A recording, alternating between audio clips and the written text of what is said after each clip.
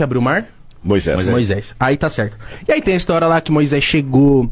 E aí na Bíblia tá lá escrito que, tipo assim, subiu um paredão de água. E aí eu fico assim na minha cabeça, falo assim, eu não creio que tenha sido assim. Que ele chegou lá, subiu o paredão de água, abriu o caminho perfeito, os peixes congelou e ele passou. Eu creio que talvez a maré estava baixa e eles passaram. E isso era um milagre pra época, e por que não? E aí eu queria que você me explicasse isso, por exemplo, Davi e Golias, realmente existiu? Tinham gigantes? Ou são coisas que são contadas pra também prender a gente na história? Boa. Mais lúdica, né? É, porque senão se conta, fala assim, talvez, né? Moisés chegou lá, a maré tava baixa, talvez não tem tanto esse apelo. Entendi. Eu vou responder isso em 3 níveis, só que antes eu quero me desculpar com o público e aproveitar a deixa que eu esqueci, eu ia trazer pra vocês, mas tá a promessa aqui no ar, a galera toda tá ouvindo, tá vendo. Eu vou mandar pelo correio, eu escrevi um livro que o título é O Ceticismo da Fé, porque às vezes é preciso duvidar pra crer. E eu vou mandar pra vocês aqui, só pra você entender como é que eu fico à vontade com perguntas, tá bom? Agora sua pergunta é proposital, eu vou até potencializá-la mais. Há histórias muito estranhas na Bíblia, uma virgem que deu à luz a um menino, um Jesus que andou sobre as águas, que multiplicou pães. Parece história do X-Men, né? Ou misturado com DC Comics, alguma coisa assim. Mas vamos lá, nós temos 3 maneiras de responder isso. Letra A, considerar que tudo é um mito mesmo, como você falou. E há acadêmicos que falam que tudo é um mito. Por exemplo, você tem a escola alemã, que tinha um camarada chamado Rudolf Bultmann, que era um dos expoentes, como outros também, Raimaros, que diziam que Jesus era apenas um mito, e eles faziam a diferença entre o Jesus histórico e o Cristo da fé. O Jesus histórico foi um cara como outro qualquer, o Cristo da fé que foi esse Cristo mitologizado que criaram. Então tem essa abordagem. A segunda abordagem que tem é aquela, por exemplo, do homem chamado também alemão, por coincidência, chamado Werner Keller, que escreveu E a Bíblia Tinha Razão. Onde ele fala, não, os milagres aconteceram, mas foi isso. O Mar Vermelho tem uma época que a água fica mais baixa mesmo, eles passaram por ali e tal, e o camarada deu um enfeite, né? Como se eu contasse assim, na hora que eu tava vindo pra cá, um cara ia me assaltar, mas na hora, não aconteceu isso. Não, né? Claro. Na hora que iria me assaltar, passou uma moto correndo e ele correu. Foi isso que aconteceu. Aí um anjo de Deus veio, segurou o cara. Então tem essa segunda interpretação. E tem a terceira, que é a que vê uma historicidade no relato. Eu sou da terceira linha, que eu vejo uma historicidade no relato por várias questões. Letra A. Quando você compara analiticamente o texto da Bíblia com o texto da mitologia do passado, as técnicas não são as mesmas. Porque é um estilo literário diferente. Um palavreado que já não se usa hoje. Mesmo pra época. Sim. Porque na época tinha mito. Você tinha as fábulas de Esopo, você tinha a mitologia de Homero, a Hesíodo, que contava as mitologias gregas.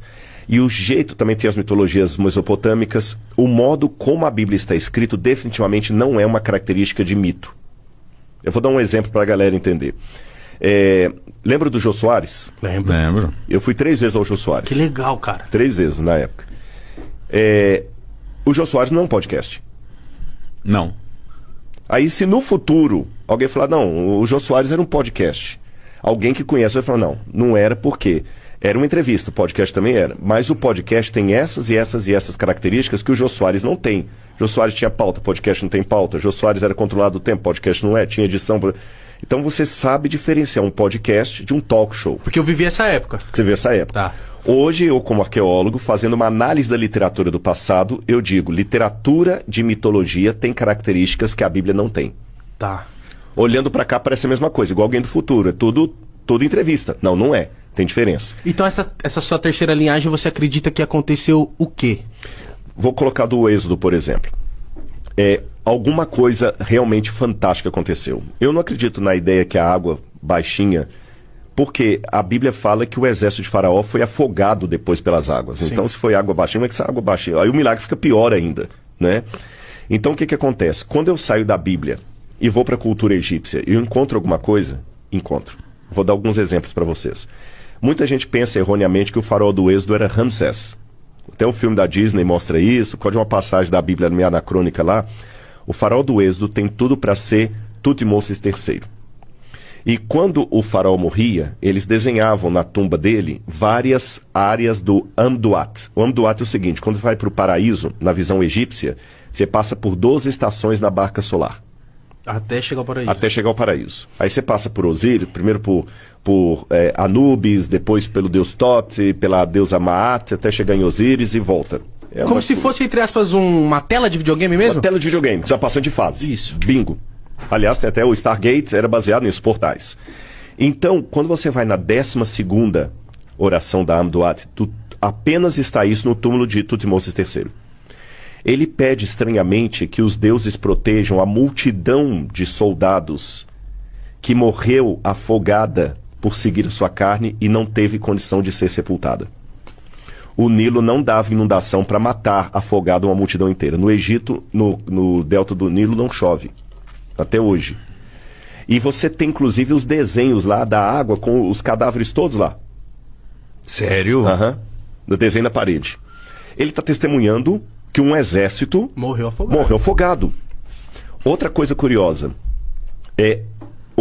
quando a tumba de Tutmoses foi encontrada, Victor Loré, que era o arqueólogo que encontrou, viu que o túmulo estava intacto. Só que quando abriram o caixão, o sarcófago, a múmia que está sepultada no lugar de Tutmoses III era um rapaz de 20 anos, aproximadamente. E o faraó morreu com 50 e poucos anos. Oxi. Vixe. Então, por alguma razão, os egípcios mumificaram um outro corpo no lugar do faraó. Por quê? Explicou Você isso? sabe? A Bíblia fala que o faraó morreu nas águas do mar com seu exército. Ah, e eles não Então, queriam dar o braço a torcer. Exatamente, não tiveram nem um corpo para recolher de lá. Entendi. Você tem o papiro de Pulver, que está hoje no Museu de Leiden, na Holanda, também escrito, nada de Bíblia, eu estou contando coisas da arqueologia, da egiptologia. E nesse papiro de Pulver, o escriba pede aos deuses proteção e pergunta por que as pragas estão caindo sobre o Egito. E ele menciona algumas pragas, e ele fala, por que o Nilo se tornou em sangue? Por quê?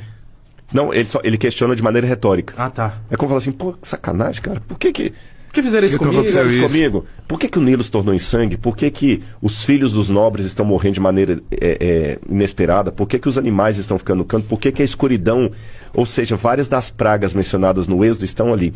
Então, fazendo uma correlação, eu tenho um testemunho fora da Bíblia do que o que a Bíblia falou é verdade. E contado por inimigos da Bíblia. Tá certo? E o último elemento que eu coloco agora de ordem mais filosófica, para que um milagre extraordinário aconteça, basta uma coisa, que Deus exista. Porque se ele existiu é possível.